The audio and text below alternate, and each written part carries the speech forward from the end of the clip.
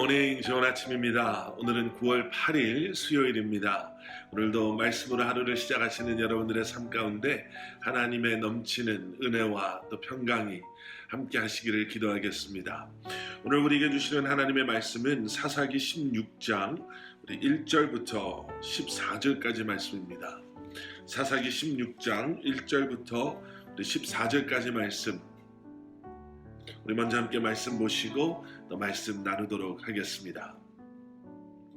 삼손이 가사에 가서 거기서 한 기생을 보고 그에게로 들어갔더니 가사 사람들에게 삼손이 왔다고 알려짐에 그들이 곧 그를 애워싸고 밤새도록 성문에 매복하고 밤새도록 조용히 하며 이르기를 새벽이 되거든 그를 죽이리라 하였더라. 삼손이 밤중까지 누워있다가 그 밤중에 일어나 성 문짝들과 두 문설주와 문빗장을 빼어가지고 그것을 모두 어깨에 메고 헤브론 앞산 꼭대기로 가니라. 이후에 삼손이 소렉 골짜기에 들릴라라 이름하는 여인을 사랑하매 블레셋 사람의 방백들이 그 여인에게로 올라가서 그에게 이르되 삼손을 깨어서 무엇으로 말미암아 그 큰 힘이 생기는지 그리고 우리가 어떻게 하면 능히 그를 결박하여 굴복하게 할 수 있을는지 알아보라. 그리하면 우리가 각각 은 1,100개씩을 내게 주리라 하니 들릴라가 삼손에게 말하되 청하건대 당신의 큰 힘이 무엇으로 말미암아 생기며 어떻게 하면 능히 당신을 결박하여 굴복하게 할 수 있을는지 내게 말하라 하니 삼손이 그에게 이르되 만일 마르지 아니한 새 활줄 7으로 나를 결박하면 내가 약해져서 다른 사람과 같으리라.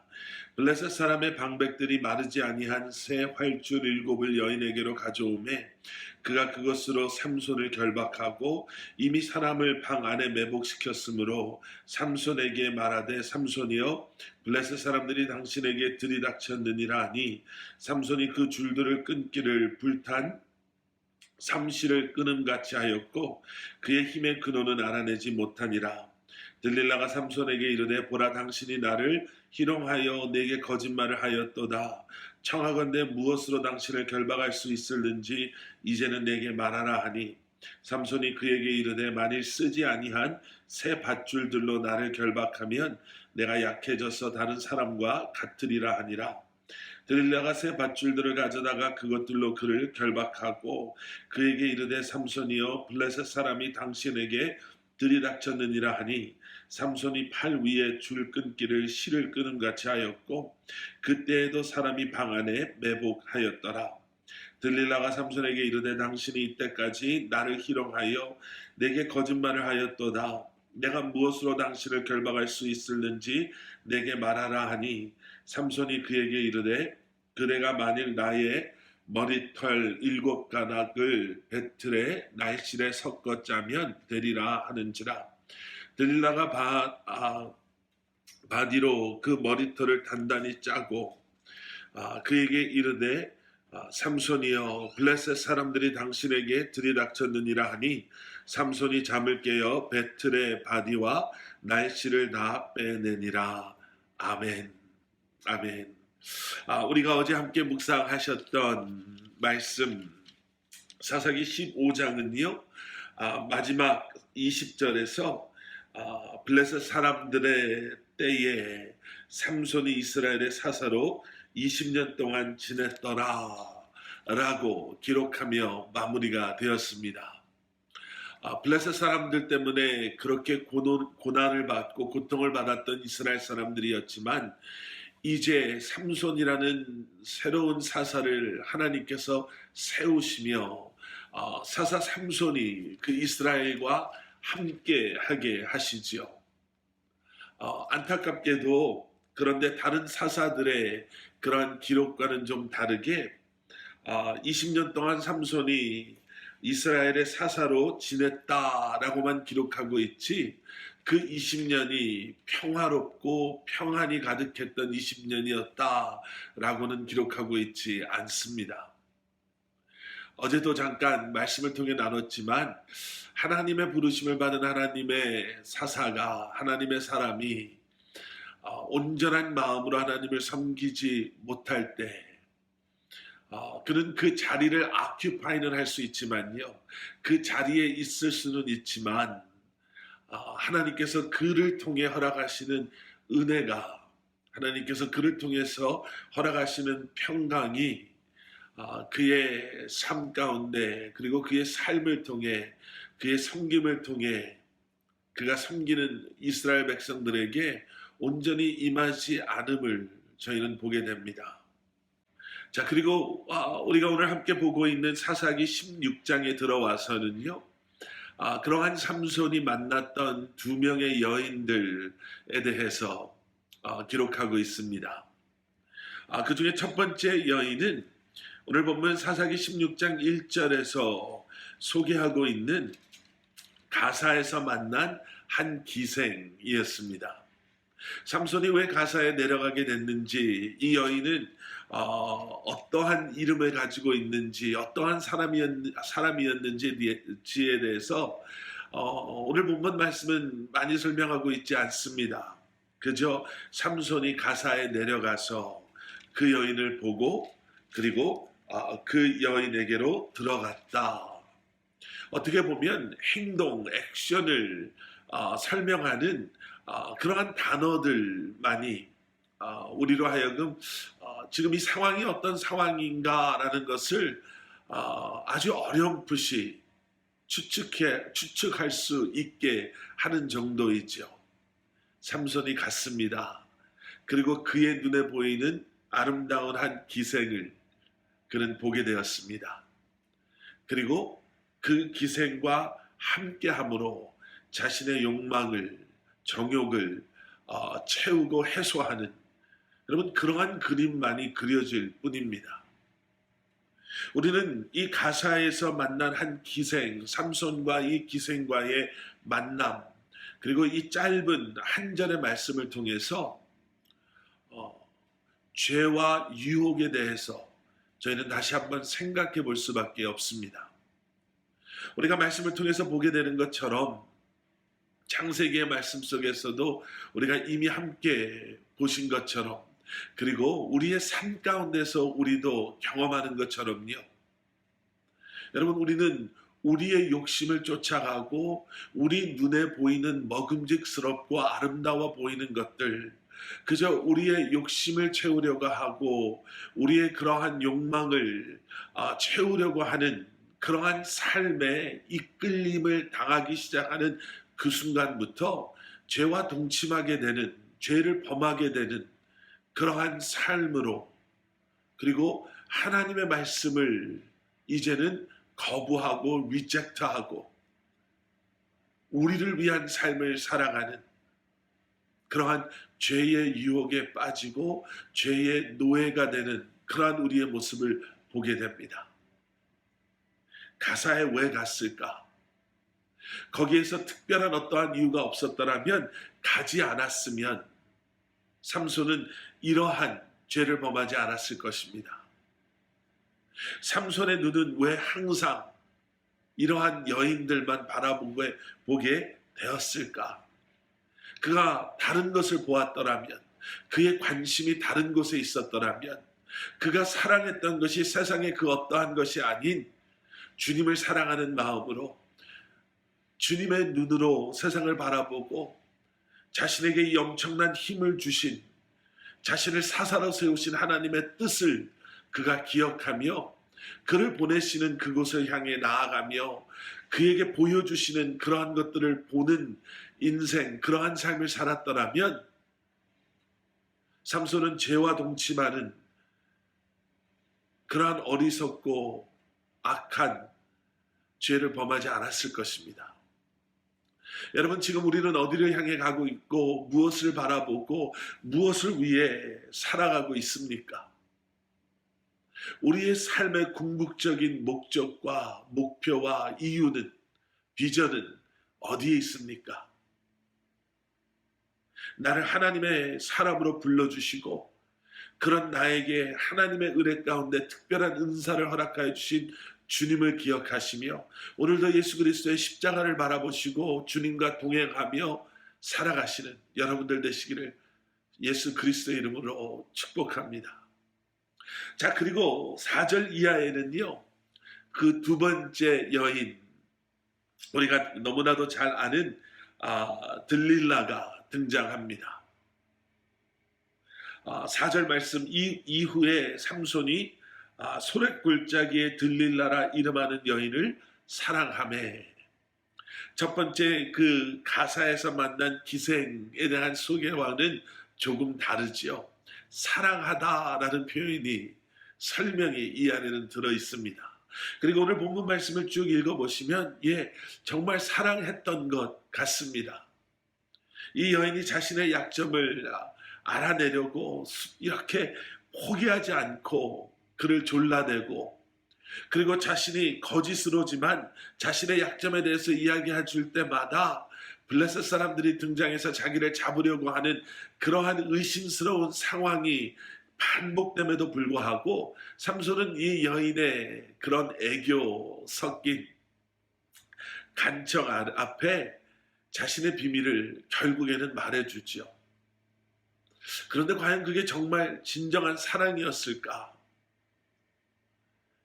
이 기생 여인을 만난 바로 그 후에라는 설명을 보더라도, 그리고 이 여인을 무슨 이유로 무엇 때문에 사랑하게 되었는지가 설명되지 않는 그런 말씀을 통해서 우리는 삼손의 이러한 사랑했다라는 표현조차도 지금까지 우리가 봐왔던 여자에게 약한, 그리고 그러한 여자를 그저 마냥 좋아했던 삼손의 어떻게 보면 좀 잘못된 성향을 들여다볼 수 있고요. 또 이 사랑 역시도 즉흥적이고 감정적이고 충동적이고 좀 본능적인 진정한 사랑이 아니지 않았을까라고 추측해 볼 수 있습니다. 자, 그런데 그렇게 사랑했다라고 하는 들릴라를 블레셋의 방백들이 돈을 들여가며 그 여인을 매수하지요. 삼손의 힘의 비결을 가르쳐주면 엄청난 돈을 주겠다라고 약속합니다. 그리고 이 여인이 삼손에게 물어봅니다. 여러 차례 물어봅니다. 당신의 힘의 비결이 무엇입니까? 아무렇지도 않게 생각했던 삼손은요, 장난치며 이 여인에게 거짓으로 자신의 힘의 비결을 말해줍니다. 새 활줄 7으로 날 결박하면, 쓰지 않은 새 밧줄로 나를 결박하면, 머리털 7가닥을 배틀의 날실과 섞어서 짜게 되면, 오늘 본문에서 삼손이 거짓으로 들릴라에게 말했던 자신의 힘의 비결입니다. 그런데 이러한 상황을 들여다보면 다시 한번 죄의 심각성과 그리고 유혹이 얼마나 무서운가를 저희는 보게 됩니다. 여러분, 유혹은요, 아주 무서운 탈을 쓰고 우리를 넘어뜨리려고 하지 않습니다. 오늘 말씀 속에서 그 유혹의 특징 몇 가지를 저희가 보게 되는데요. 첫 번째는 삼손이 사랑했다라고 하는 삼손의 사랑의 대상이 결국에는 삼손을 유혹하고 삼손을 넘어뜨리는데 앞장서게 됨을 보게 됩니다. 세상의 것을 사랑할 때 그것 때문에 넘어지는 경우들을 많이 보게 되죠. 세상의 것을 주님보다 더 사랑할 때 결국에는 그것으로 인해 수많은 그리스도인이 믿음을 잃어버리고 넘어지게 되는 것을 보게 됩니다. 유혹은 그렇습니다. 또 유혹은 지속적으로 우리를 흔들어 놓습니다.